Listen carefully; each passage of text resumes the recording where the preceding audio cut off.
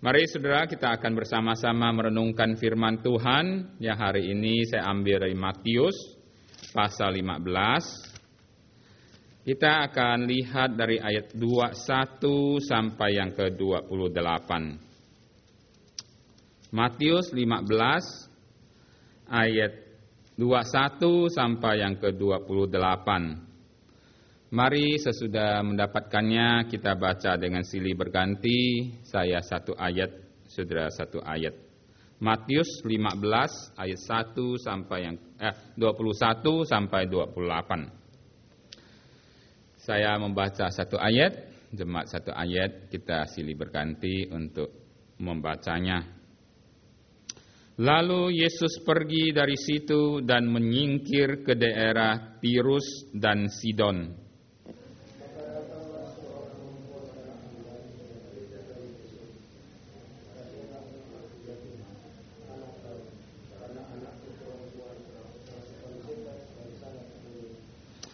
Tetapi Yesus sama sekali tidak menjawabnya, lalu murid-muridnya datang dan meminta kepadanya, "Suruhlah ia pergi." Ia mengikuti kita dengan berteriak-teriak.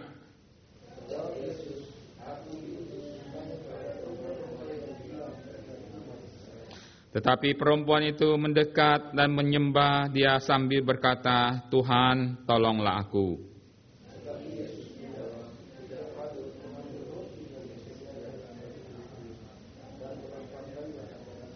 Kata perempuan itu, "Benar Tuhan, namun anjing itu makan remah-remah yang jatuh dari meja tuannya."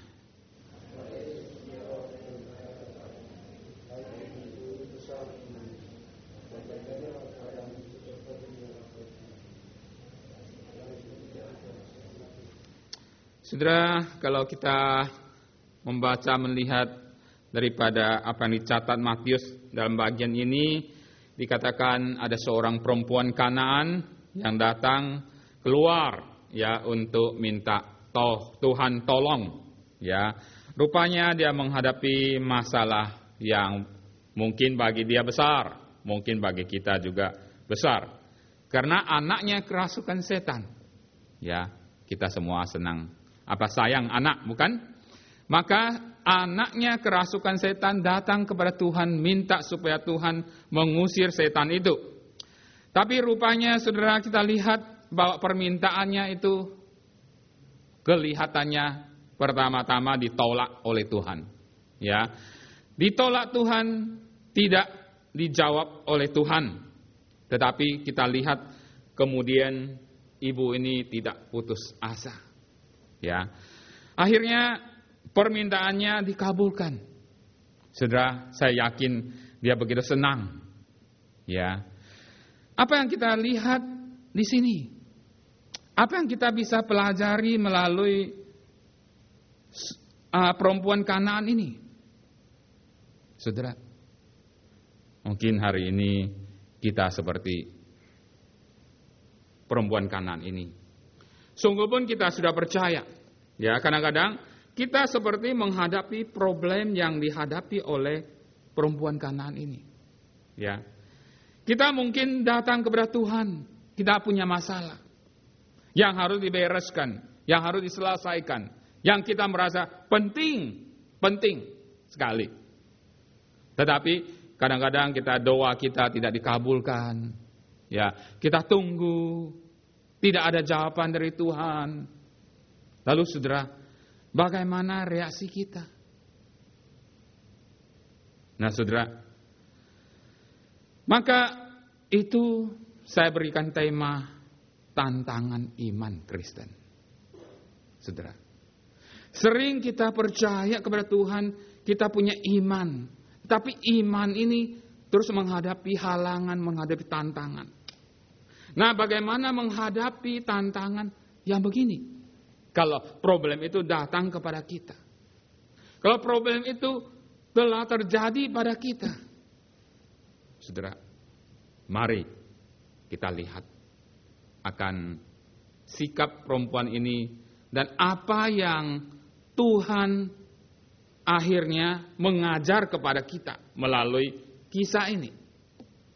Pertama-tama kita lihat yaitu permohonan perempuan Kanaan ini tanpa dijawab oleh Tuhan. Tanpa dijawab oleh Tuhan. Di mana ayat 22 dikatakan, maka datanglah seorang perempuan Kanaan dari daerah itu dan berseru, kasihani aku ya Tuhan anak Daud, karena anakku perempuan kerasukan setan dan sangat menderita. Ayat 23, tetapi, ya lihat tetapi, Yesus sama sekali tidak menjawab. Saudara, Yesus sama sekali tidak menjawab. Jarang terjadi, saudara, kalau kita melihat sudah berapa kali Yesus menjawab atas jeritan daripada pertolongan orang yang datang kepada Dia. 10 orang kusta datang kepada Tuhan, semua disembuhkan.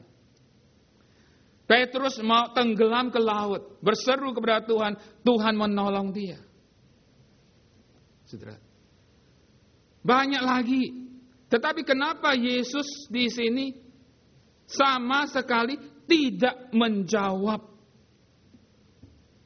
Sama sekali tidak menjawab.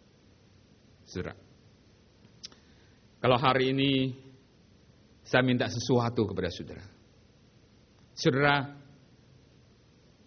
tidak menjawab, saya nggak tahu ya bagaimana sikap Yesus pada waktu itu. Saya yakin Yesus bukan tuli. Ya, saya yakin bukan Yesus tidak mendengarnya. Yesus sudah mendengarnya. Kalau saya minta sesuatu kepada saudara, saudara tidak menjawab saya, saudara mendengar. Atau saudara minta sesuatu kepada orang lain, saudara tahu orang itu sudah mendengar, tetapi tidak menjawab, sama sekali tidak menjawab. Lalu timbul pertanyaan apa, saudara? Orang ini kenapa sih ya? Apakah saya omong salah? Apakah dia marah kepada saya? Atau apa terjadi pada saya dengan dia? Nah, saudara, pasti ada tanda tanya. Nah, demikian. Kenapa Yesus sama sekali tidak menjawab? Jadi, ada maknanya pasti. Saudara, paling tidak saya menemukan ada 2 maknanya. Yesus sama sekali tidak menjawab. Di dalam bagian ini kita bisa menemukan 2 hal. Nah, setelah itu dikatakan Yesus sama sekali tidak menjawab, lalu murid-muridnya datang dan meminta kepada Tuhan, suruh ia pergi, suruh perempuan itu pergi. Ya, ia mengikuti dengan teriak-teriak. Nah, ayat 24 mungkin satu jawaban. Jawab Yesus, aku diutus hanya kepada domba-domba yang hilang dari umat Israel. Jadi, di waktu murid-muridnya datang kepada Yesus meminta supaya perempuan ini diusir, dia mengganggu kita. Dia berteriak-teriak terus. Lalu Yesus menjawab. Saya nggak tahu jawab Yesus itu kepada murid-muridnya atau kepada orang Kanaan. Saya rasa dua-duanya. Ya, kalau dua-duanya itu ada saya rasa khususnya kepada murid-muridnya, karena sesudah murid-muridnya berkata itu lalu Yesus menjawab. Jadi berarti ini ada satu pelajaran yang harus dipelajari, yang harus dibelajar oleh murid-muridnya.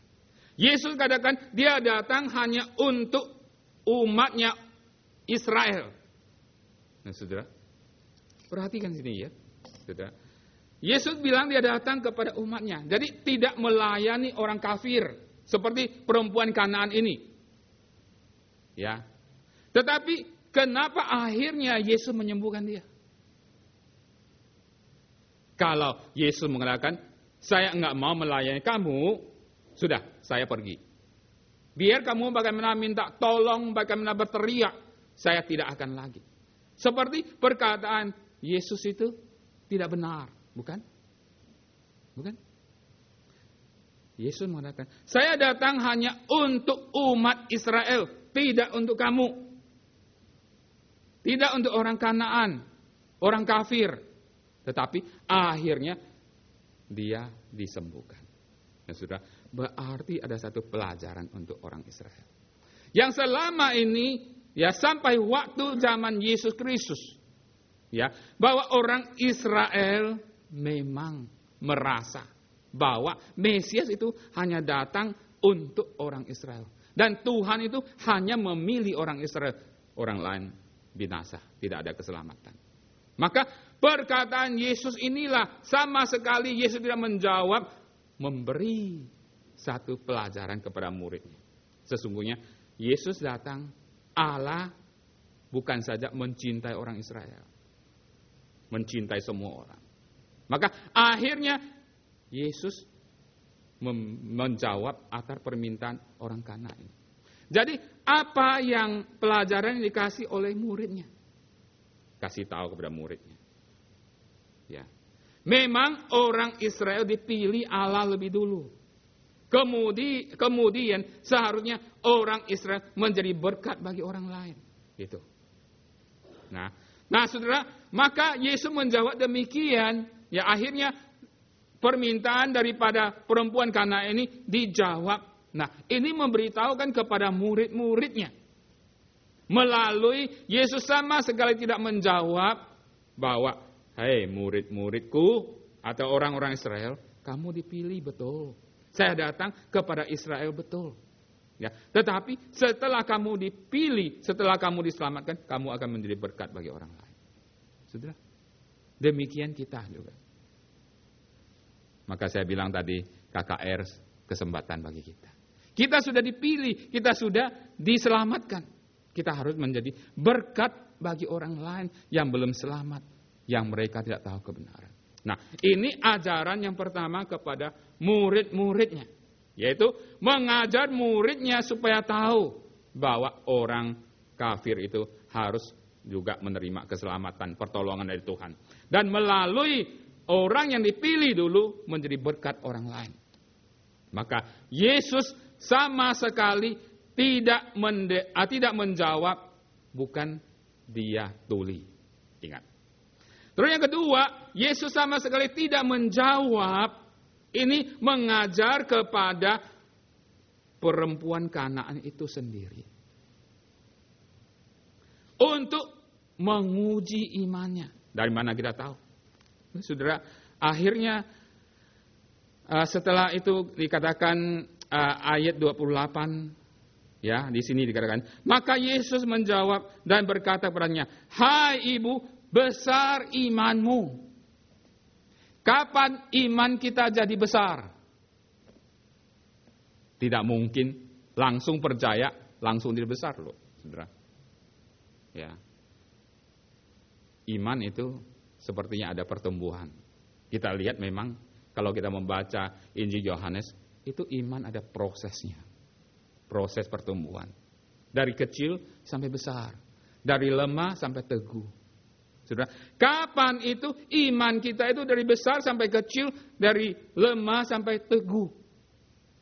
Saudara, uji. Harus diuji. Kapan kita masuk Kholid, saudara? Melalui taman kanak-kanak, SD, SMP, SMA. Bukan? Enggak langsung dilahirkan masuk Kholid. Enggak ada. Ya, kecuali yang spesial sih. Tapi enggak ada, belum pernah sih. Nah, saudara, itulah maka Yesus sama sekali tidak menjawab untuk memberi ujian kepada perempuan Kanaan ini. Ditolak, tidak menjawab. Supaya melihat sungguh-sungguh imannya tidak. Akhirnya lulus, saudara. Maka perempuan itu sangat rindu kepada Tuhan. Biarpun ditolak, biarpun tidak dijawab, saudara, tetap dia datang kepada Tuhan. Nah, saudara, itu maka kita ingat. Ya, kadang-kadang mungkin doa kita tidak jawab. Mungkin kita pikir satu hal. Apa yang Tuhan ajar kepada kita kalau doa saya ini tidak dijawab? Apakah itu mengajar kita atau menguji iman kita? Saudara, jangan cepat marah. Ya, untung kalau perempuan Kanaan tidak marah, bukan? Kalau marah, lari, pergi, sudah. Enggak ada lagi. Maka kalau doa kita tidak dijawab, kita pikir dulu. Apa sih yang Tuhan mau ajar kepada kita, apa untuk uji iman kita. Nah, itu hal yang pertama. Yesus sama sekali tidak menjawab. Terus yang kedua, saudara. Bukan saja Yesus tidak menjawab, saudara, dikatakan akhirnya dijawab. Ya, jawabnya bukan yang dia maukan. Jawabnya yaitu penolakan. Maka kan dikatakan di sana bahwa Yesus berkata, ya, saya datang kepada untuk umat Israel. Kemudian Yesus menjawab lagi, jawab Yesus, aku diutus hanya untuk domba-domba yang hilang dari umat Israel. Ayat 25, tetapi perempuan itu terus dekat menjembah dan Tuhan tolong. Ayat 26 dikatakan lagi. Ayat 26 ini merupakan penolakan. Tapi Yesus menjawab, tidak patut mengambil roti yang disediakan bagi anak-anak dan melemparkannya kepada anjing. Oh, saudara, penolakannya kasar sekali. Ya, saudara, kalau mungkin pada hari ini di Amerika sih enggak gitu kasar lah ya, karena anjing disayang-sayang kan. Ya, tapi bagaimanapun, ya, kalau kita dibilangin anjing, kita merasa apa? Agak hina ya, pasti bukan? Kalau kita dibilangin anjing, Yesus mengatakan tidak patut mengambil roti yang disediakan bagi anak-anak dan melemparkan kepada anjing. Ini dinyatakan seperti demikian. Ya, seperti Yesus katakan tadi, saya datang kepada umat Israel, itu anak-anak saya, itu anak-anak Tuhan. Jadi orang kafir anjing gitu. Memang orang Israel memanggil orang kafir itu anjing. Ya, jadi saya kalau umpamanya mengabulkan permintaan kamu, berarti saya ambil roti anak untuk kepada anjing. Dulu anjing nggak makan roti loh. Makan apa tahu? Anjing yang liar itu makan apa, Riani? Di Sumatera? Jangan omong ya, nanti nggak bisa makan. Ya begitu, saudara. Nah, apa maksudnya Tuhan? Kenapa kasar? Penolakan begitu kasar. Tapi saudara, perempuan ini tidak terasa tersinggung loh gitu loh. Heran ya. Kenapa tidak terasa tersinggung? Kalau saya tersinggung gitu. Saudara tersinggung nggak? Kalau saya bilang, saya nggak mau kasih kamu. Ya, kenapa? Saya roti ini anak berikan kepada kamu anjing. Marah nggak? Saya dipukul, bukan dimarah lagi. Pasti ya. Nah saudara, tetapi perempuan ini tidak marah, betul. Ya, malah terus dia bilang apa? Ya Tuhan, apa? Anjing juga makan remah-remah yang jatuh dari meja tuannya. Wih, hebat saudara. Wah, lihat perempuan Kanaan ini. Tidak marah, ya, tidak ngamuk, saudara, malah masih bilang, ya kalau memang saya anjing itu, saya juga bisalah yang jatuh-jatuh itu untuk saya. Nah saudara, saya mendengar satu kisah baru saya mengerti tentang apa yang dikatakan Yesus di sini. Sesungguhnya, saudara, Yesus bukan kasar gitu. Ya, tapi kalau didengar pada zaman itu, pada budaya itu, Yesus tidak kasar. Ya, mungkin kita kasar kelihatannya ya. Saya dengar satu kisah dikatakan yang terjadi di Hindia gitu ya. Kalau di Hindia kan ada derajat-derajat daripada manusia orang Hindia kan suku-suku gitu ya. Kalau umpamanya seorang bangsawan kalau dilahirkan dia sudah langsung bangsawan gitu. Kalau kuli selamanya dia kuli, seumur hidup kuli. Biar dia begitu pinter, IQ-nya berapa tinggi, dia tetap kuli. Ya, dia nggak bisa kuli dari bangsawan, nggak bisa. Saudara tahu ya, di India itu begitu. Nah, saudara, rupanya gitu ada kelompok misioneri, ya orang Kristen misioneri yang menginjili di sana. Ya, dikatakan ada satu desa, itu desa rupanya itu adalah keturunan pelacur gitu. Nah, keturunan pelacur, biarpun sekarang dia tidak menjadi pelacur, dia itu keturunan pelacur adalah pelacur. Nah, saudara, pelacur itu adalah seorang yang sangat rendah, yang hina gitu pada budaya demikian. Maka, tapi misioneri ini ingin membantu dia. Nah, rupanya itu mereka misioneri membuka praktek-praktek untuk mereka kalau punya sakit itu ya, seperti klinik itu ya, untuk supaya mereka datang dan berobat.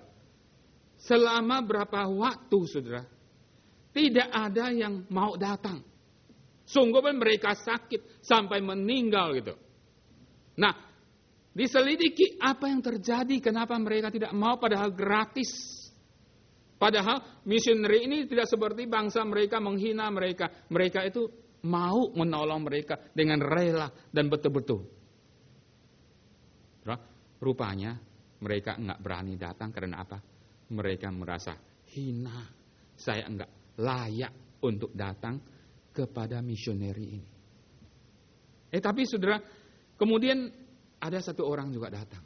Ada seorang perempuan datang juga ya. Nah, di waktu misioneri itu melihat perempuan itu datang, ya, misioneri ini bagaimana menyambut mereka, tahu nggak saudara?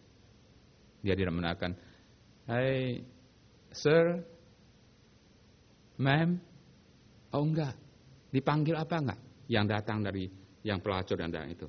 Misioneri rupanya itu panggil demikian. "Hai anak babi, kenapa kamu datang?" Betul-betul ini. Nah, orang yang datang tersinggung enggak? Oh enggak. Dia senyum, saudara. Oh dia girang gitu, dipanggil anak babi. Nah, rupanya kalau orang panggil demikian senang itu. Berarti orang itu menerima dia gitu. Nah, saya mendengar kisah itu, saya mengerti akan apa yang Yesus katakan. Di dalam budaya itu, kamu terhadap orang demikian, mungkin itu merupakan satu merangkul dia. Atau mengasihi dia. Karena dia memang hina rasanya gitu. Kamu kalau membesar-besarkan dia, malah dia enggak hatinya enggak enak gitu. Maka akhirnya banyak orang desa datang sesudah itu. Nah, saudara, itulah mungkin yang dikatakan Yesus di sini. Yesus mengatakan perempuan Kanaan ini anjing. Pada zaman itu memang dia merasa dia anjing, dia menghina. Dia terhina rasanya. Dia hina sekali rasanya. Nah, saudara, dia ditolak. Tetapi saudara, akhirnya dia juga dikabulkan. Saudara, seringkali mungkin permintaan kita ditolak oleh Tuhan. Tapi kita pikirkan, kenapa Yesus menolak kita? Nah, saya rasa ini satu ajaran lagi kepada anak perempuan ini. Supaya perempuan ini merasa tahu, saudara. Perempuan ini tahu bahwa manusia itu sesungguhnya betul tidak layak datang kepada Tuhan. Saudara, banyak orang hari ini sombong, tahu nggak? Banyak ini merasa berhak seperti orang Israel. Ini juga mengajar orang perempuan itu dan juga mengajar anak-anaknya. Mengajar daripada murid-muridnya. Karena murid-muridnya dan orang-orang Israel merasa saya berhak menerima semua itu. Padahal siapakah kita, saudara? Siapakah kita? Kenapa kita sering ngamuk kepada Tuhan kalau ada sesuatu yang kita inginkan sesungguhnya tidak menurut kehendak Tuhan, kita ngamuk. Apakah kita layak? Apakah Tuhan itu pelayan kita atau Tuhan kita? Nah, saudara, saya yakin Yesus mengajar kepada perempuan ini. Saudara, sesungguhnya manusia tidak layak loh datang kepada Tuhan. Kalau hari ini kita dilayakkan, saudara, bukan kita mampu, kita ada apa-apa. Maka saudara, setiap kali ingat kita datang kepada Tuhan, kita harus merasa kita tidak layak. Kita anjing di hadapan Tuhan. Tapi Tuhan tidak menganggap kita anjing. Tuhan mengasihi kita. Tuhan menolong kita. Demikian menolong perempuan ini. Saudara, jangan merasa saudara pintar. Ya, melayani, jangan merasa Tuhan mau kamu. Enggak, saudara. Saya nggak berani mengatakan, Tuhan mau saya melayani. Kalau saya diberi pelayanan, saudara, itu rahmat kasihan daripada Tuhan. Maka lihat perempuan itu sungguh indah. Dia datang kepada Tuhan, dia bilang apa? Ya Tuhan, kasihanilah saya. Saudara, bukankah Yesus pernah berkata, ada 2 orang datang kepada Allah, yang satu orang Farisi datang, laporan, saudara. Dia bilang, saya telah melakukan ini, melakukan itu. Saya telah berdoa puasa satu minggu berapa kali. Sombong, saudara. Tapi pemungut cukai datang, tepuk dadanya. Tuhan, saya orang berdosa. Dia tidak berani untuk menolak ke atas. Dia tunduk kepala. Akhirnya siapa yang dibenarkan? Orang pemungut cukai. Saudara, Tuhan sering mengajar kita. Kita manusia tidak layak. Ingat satu hal. Maka penolakan ini mengajar kepada orang Israel, murid-muridnya, dan mengajar kepada perempuan Kana ini. Kita tidak layak, tapi Tuhan memberi kasihan kepada kita. Terus hal yang terakhir, saudara. Dia bukan saja tidak dijawab oleh Tuhan, sama sekali tidak jawab, tapi juga ditolak oleh Tuhan. Dan lihat tadi apa yang kita baca. Murid-murid datang kepada Tuhan. Tuhan, dia datang berteriak-teriak mengikut kita. Suruh dia pergi. Sudah, wah. Perempuan ini bukan saja ditolak oleh Tuhan, tidak dijawab oleh Tuhan, diusir oleh manusia. Diusir oleh manusia. Nah, diusir ini betul-betul usir, saudara. Bukan seperti Tuhan memberi pelajaran. Saudara, hari ini orang datang kepada Tuhan, datang kepada gereja, sering lihat siapa? Lihat manusia. Untung karena perempuan Kana ini tidak lihat manusia. Kalau dia datang melihat manusia, orang ini murid Tuhan kok, ya, kok bisa mengusir saya? Bukankah banyak orang datang ke gereja, ini Kristen kok tidak punya kasih sih? Ini Kristen kok, Kristen lama ini. Saya baru datang ke gereja, kenapa saya tidak dilayani? Sudah, kita pergi. Tapi perempuan Kana ini sungguh indah. Diusir nggak pergi-pergi. Kalau datang gereja diusir, kalau nggak pergi dapat berkat. Pergi celaka. Amin. Kalau bilang amin, bilang betul-betul ya. Betul. Kalau saudara ditolak Tuhan, sesungguhnya Tuhan tidak menolak. Orang tidak menghirauin kamu. Ya, mungkin usulan saudara tidak ditampung, dikabulkan. Saudara, puji Tuhan, ada bilang. Jangan ngamuk, jangan pergi karena manusia. Kalau pergi karena manusia, celaka kita. Tapi kalau tidak pergi karena Tuhan, kita mendapat berkat. Lihat perempuan ini mendapat berkat, bukan? Iya, saudara. Sebelum di mana di Amerika umumnya di dunia ini ya masih memperjualkan budak orang hitam ya. Nah, saudara, ada satu kisah dikatakan ada seorang orang hitam ya.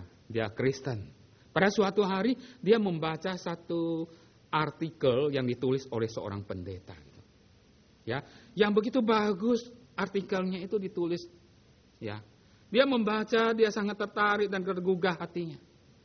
Dia ingin cari pendeta itu. Dia ingin datang ke tempat itu berbakti. Nah, sampai hari Minggu ya di artikel itu sudah ada alamat pendeta, ada nama pendeta itu, saudara.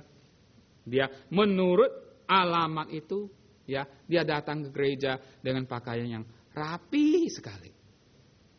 Ya, rapi sekali. Bukan rapi sekali. Saudara, dia datang, dia ketemu alamat gereja itu. Di waktu dia mau melangkah masuk ke gereja, gerbang gereja itu, saudara, ada 2 penyambut datang menyambut dia. Di waktu penyambut datang itu menyambut dia dan pakai pakaian yang rapi juga, bertanya kepada pemuda ini, "Hai pemuda, kamu mau kemana?" Pemuda itu menjawab, "Saya mau ke gereja." Tentu saya datang ke gereja beribadah kan. Saudara, Rupanya penyambut itu menghalang dia masuk. Akhirnya sampai ada sedikit pertengkaran gitu ya. Dia ingin masuk, saya sangat tertarik artikel, saya ingin datang di menaik khotbah, seperti ada satu pertengkaran. Pendeta itu keluar mendengar. Nah, pendeta itu datang keluar, tanya ada apa sih? Nah, akhirnya diceritakan apa yang terjadi. Ya, rupanya anak muda orang hitam ini datang untuk beribadah. Rupanya ini dua penyambut ini orang putih yang pakaian rapi. Sorry, saya bukan menyinggung siapa ya hari ini ya. Itu cerita kisah gitu. Nah, saudara datang ya menghalang dia. Kamu jangan masuk. Kalau kamu mau datang ke ibadah, kalau kamu mau beribadah di sana seberang gereja itu tempat kamu pergi, dia bilang. Di sini bukan untuk kamu. Nah, pendeta itu keluar dengan apa yang diceritakan. Pendeta itu juga menjawab, ya memang anak muda, ini tempat bukan untuk kamu. Kalau kamu mau beribadah kepada Tuhan di seberang gereja sana, yang menunjukkan itu semua orang hitam di sana gitu. Itu zaman dulu, sekarang enggak ya. Nah, saudara, pendeta itu bilang, kalau kamu tertarik akan artikel saya, besok saya pagi-pagi saya tunggu di office kamu, office saya bisa bertemu dengan kamu. Anak muda itu begitu sedih, melangkah keluar gerbang gereja, pulang saudara. Pulang, dia berdoa kepada Tuhan. Tuhan, saya ingin beribadah. Kenapa sih saya ditolak?